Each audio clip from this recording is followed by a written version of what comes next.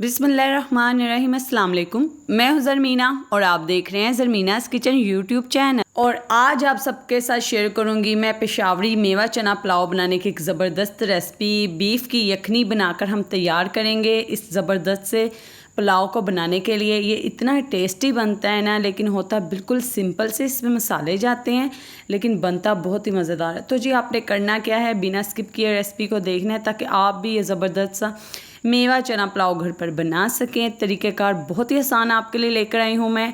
तो आपने करना क्या है, रेसिपी शुरू करने से पहले चैनल को सब्सक्राइब कर देना है ताकि जब भी मैं कोई नई रेसिपी अपलोड करूँ आपको उसका नोटिफिकेशन उसी वक्त मिल जाए। तो चले जी बिस्मिल्लाहिर्रहमानिर्रहीम। सबसे पहले हम पुलाव के लिए एक मसाला तैयार कर लेते हैं। तो यहाँ पर मैंने 8 से 10 छोटी सब्ज़ इलायची ली है, 4 से 5 बड़ी मैंने मोटी इलायची ली है और 5 से 6 यहाँ पे मैंने लिए हैं जी दालचीनी के टुकड़े। 1 टेबलस्पून मैंने काली मिर्च ली है साबुत और 1 टेबलस्पून ज़ीरा साबुत। अब आपने क्या करना है जी, ये जो प्लेट वाले मसाले आपने देखे हैं ना, इन सबको पहले आपने पीस लेना है मिक्सी में ऐड करके, ठीक है। इसमें आपने ज़ीरा ऐड नहीं करना। सबसे पहले आपने इन मसालों को पीस लेना है, ज़ीरे को आपने बाद में पीसना है, ठीक है। ये देखिए इनका हम फाइन पाउडर बनाकर तैयार कर लेंगे। तो जी ये देखिए ये तमाम मसालों का हमने पाउडर बना लिया है। तो जी अब हम मसालों को साइड पे रख देंगे। ये देखें यहाँ पर तमाम मसालों को आपने अच्छे से पीस लेना है, ठीक है। 1 से 2 मिनट लगते हैं और अच्छे से ये मसाले पीस कर तैयार हो जाते हैं। अब आपने मिक्सी में दोबारा से ज़ीरा ऐड करना है और ज़ीरे को भी आपने पीस लेना है। तो ये जो मसाले हमने पहले पीसे थे वो ऐड किए हैं। ज़ीरे को आपने यहाँ पर दरदरा पीसना है कुछ इस तरीके से, ठीक है, जैसे कि आप वीडियो में देख रहे हैं। इसलिए हमने इन तमाम चीज़ों को साथ में पीस कर तैयार नहीं किया, ठीक है। ज़ीरे को आपने दरदरा पीसना है।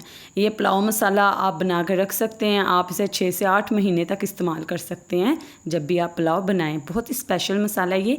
यहाँ पर मैंने 1.5 किलो गोश्त लिया जी बोंग का। ये बीफ की बोंग का गोश्त है, ठीक है। इस पुलाव में यही जाता है, इसी से इस पुलाव की लज़्ज़त ज़्यादा आती है। अब हम इसे ऐड कर देंगे जी प्रेशर में। आप चाहें तो पतीले में भी बना सकते हैं, उसमें टाइम ज़्यादा लगता है। तो मैं इसकी यखनी तैयार करूँगी जी प्रेशर में। तो सारा गोश्त मैंने इसमें ऐड कर दिया और आप देख सकते हैं गोश्त की बोटियाँ बहुत ज़्यादा मैंने बड़े साइज़ में ली हैं और एक ही इसमें मैंने ऐड किया मिक, ठीक है। और अब हम इसमें ऐड करेंगे 1 टेबलस्पून के करीब लहसुन, कूटा हुआ लहसुन मैंने इसमें ऐड किया है, अदरक नहीं है, सिर्फ लहसुन है। और 5 से 6 मैंने इसमें सब्ज़ मिर्चें ऐड की हैं। 1 टेबलस्पून के करीब हम इसमें साबुत धनिया ऐड कर देंगे। ये यखनी के लिए बहुत ही ज़रूरी आता है। यखनी में इसके टेस्ट की क्या ही बात आती है। अब आपने इसमें ऐड कर देना है जी हल्दी, 1/2 टीस्पून के करीब, बहुत ही थोड़ी सी इसमें यखनी ऐड करेंगे हम कलर के लिए।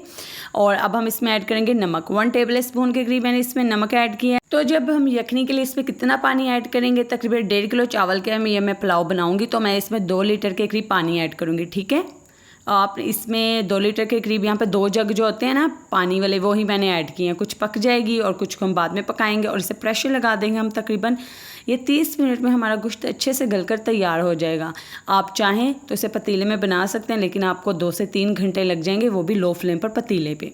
और ये देखें यहाँ पर गोश्त हमारा गलकर तैयार हो चुका है। यहाँ पर तकरीबन 30 से 35 मिनट लगे हैं।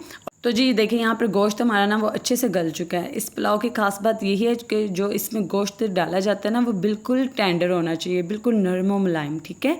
तो यहाँ पर गोश्त को आपने अच्छे से गला लेना है। ये देखें गोश्त अच्छे से गल चुका है। अब आपने क्या करना है, गोश्त को आपने इस यखनी से निकाल के साइड पे रख देना और यखनी को आपने साइड पे रख देना है। यहाँ पर हम एक बड़े साइज़ का पतीला लेंगे और इसमें ऐड करेंगे जी घी। यहाँ पर 1 कप के करीब मैंने घी ऐड किया। इस गोश्त में काफ़ी फ़ैट होता है, इसलिए घी का मैंने कम ही इस्तेमाल कर रही हूँ।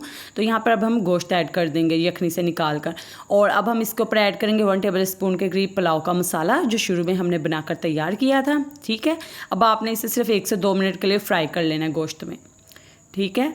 तो यहाँ पर अगर आपने अभी तक वीडियो को लाइक नहीं किया तो वीडियो को लाइक करके एक प्यारा सा कमेंट करें आपको रेसिपी कैसी लग रही है। बहुत ही ज़बरदस्त और मज़ेदार रेसिपीज लेकर आती हूँ मैं आपके लिए।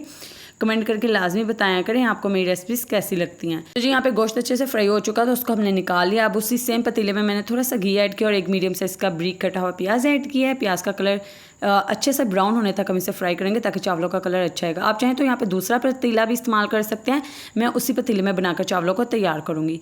यहाँ पे प्याज का कलर अच्छे से ब्राउन हो चुका है। इसमें मैंने ऐड कर दिए जी बॉयल्ड चने। तो जी यहाँ पर 2 कप के करीब मैंने चने लिए हैं। चनों को मैंने भिगो कर रख दिया था पूरी रात के लिए और इसे मैंने प्रेशर प्रेशर लगा कर 20 मिनट के लिए अच्छे से पका लिया था। तो चने अच्छे से गल चुके थे। साथ ही मैंने इसमें आधा कप मेवा ऐड कर दिया, काला मेवा, ठीक है, जिसे किशमिश भी कहते हैं। और उसको 2 मिनट के लिए हमने दोनों चीज़ों को घी में अच्छे से फ्राई कर लिए। अब मैंने इसमें ऐड कर दिया जी यखनी। यखनी को आपने छान कर ऐड करना है, जैसे कि आप वीडियो में देख रहे हैं। तो यहाँ पे यखनी को हमने ऐड कर दिया। अब हम इसमें ऐड करेंगे जी पुलाव मसाला जो हमने बनाया था। तो यहाँ पे 1 टेबल स्पून के करीब ऐड करेंगे। आप अपने टेस्ट के हिसाब से भी ऐड कर सकते हैं ये मसाला। तो यहाँ पर तकरीबन मैंने 1.5 चम्मच ऐड किया, ठीक है।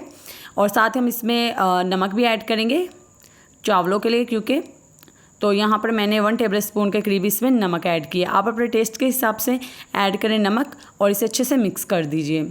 और अब आपने यखनी में बॉयल आने तक पकाना है। इसमें 2 से 3 बॉयल आ जाए तब तक आपने यखनी को अच्छे से पकाना है। ये देखें आप यहाँ पे यखनी का कलर भी आप देख रहे हैं प्याज की वजह से कितना अच्छा हो गया। अब हम इसमें ऐड करेंगे जी चावल। तो यहाँ पे सेला चावल मैंने लिए हैं। ये पुलाव जो है ना वो सेला चावल में ही पकाया जाता है। तो यहाँ पर 1.5 किलो मैंने सेला चावल लिए हैं। इनको मैंने अच्छे से धो कर ना गर्म पानी में भिगो कर रख दिया था 2 घंटे के लिए, तभी ये चावल आपके फूलेंगे भी, अच्छे से पकेंगे भी, ठीक है।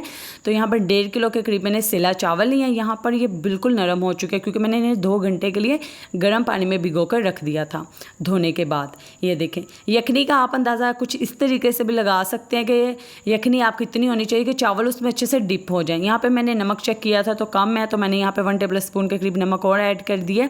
आप यहाँ पर नमक ज़रूर टेस्ट करें क्योंकि नमक की ही तो बात होती है। अगर नमक कम हो जाए तो टेस्ट नहीं आता खाने में। तो यहाँ पर मैंने 1 टेबल स्पून के करीब नमक ऐड किया, जितना मुझे चाहिए था। आप अपने टेस्ट के हिसाब से ऐड करें। अब इसे कवर करके पकाएंगे ताकि यखनी यहाँ पर ड्राई हो जाए। ये देखें काफ़ी हद तक यहाँ पे जो यखनी है ना वो ड्राई हो चुकी है। अब आपने क्या करना है, जो गोश्त के पीसीस हमने निकाले थे ना फ्राई करके, वो अब हम इसके ऊपर लगा देंगे एक एक करके इस तरीके से। तो जी अगर आपने अभी तक चैनल को सब्सक्राइब नहीं किया तो चैनल को सब्सक्राइब करके बेल आइकन को प्रेस कर दीजिए ताकि जब भी मैं कोई नई रेसिपी अपलोड करूँ आपको उसका नोटिफिकेशन मिल जाए। गोश्त के ऊपर मैंने यहाँ पर थोड़ा सा पुलाव मसाला भी ऐड कर दिया है, स्प्रिंकल कर दिया है। यहाँ पर आप किचन टॉवल ऐड करेंगे और अब हम चावलों को दम पे रखेंगे तकरीबन 20 से 25 मिनट के लिए। नीचे तवा आप लाजमी रखें, इससे चावल लगते नहीं हैं। तो चले जी अब हम चेक करते हैं। तो जी अल्हम्दुलिल्लाह इतने ज़बरदस्त आपके ये चावल बनकर तैयार होंगे ना जब आप इस रेसिपी को ट्राई करेंगे। बिल्कुल ऑथेंटिक रेसिपी मैंने आपको बताई है, जैसे पेशावर वाले बनाकर खाते हैं। ये बिल्कुल सिंपल होते हैं, इसमें बहुत ज़्यादा मसाले नहीं जाते जैसे पंजाबी पुलाव में जाते हैं ना मसाले, इसमें नहीं जाते। ये बिल्कुल सिंपल से इसी तरीके से बनते हैं। इसलिए आपने नमक का इसमें खास ख्याल रखना है, वो अच्छे से आपने डालना है ताकि टेस्ट अच्छा रहे। अब आपने ये देखें, मैं अब आपको निकाल कर दिखाती हूँ एक एक। माशाल्लाह से देखें चावल खिला खिला बना है, मज़ेदार सा। इसमें जो गोश्त की लज्जत है ना वो बहुत आती है क्योंकि ये बोंग जो मछली का गोश्त भी जिसे कहा जाता है वो इसमें ऐड किया जाता है। क्या ये लज्जतदार चावल बनकर तैयार होते हैं, बहुत ही लजीज बनते हैं। आप ज़रूर ट्राई कीजिएगा किसी भी खास मौके पर, ईद पर, और अपने प्यारों को बनाकर खिलाइएगा। और तो जी आप इस रेसिपी को अपने फ्रेंड्स एंड फैमिली मेम्बर्स के साथ भी शेयर कीजिएगा। देखें चावलों की लुक आप देखें, देख के ही मुँह में पानी आ जाता है। यकीन करें आप बनाइएगा इसी तरीके से जैसे मैंने आपको बताया। गोश्त का देखें एक एक रेशा इस तरीके से अलहदा हो रहा है। बहुत ही यमी मज़ेदार से चावल बनकर तैयार हुए हैं। तो जी जल्दी से वीडियो को लाइक करके इस रेसिपी को अपने फ्रेंड्स एंड फैमिली मेम्बर्स के साथ शेयर कर दीजिएगा। चैनल को सब्सक्राइब करके बेल आइकन को प्रेस कर दे ताकि आने वाली भी मज़ीद रेसिपीज आपको मिल सके। अल्लाह हाफिज़।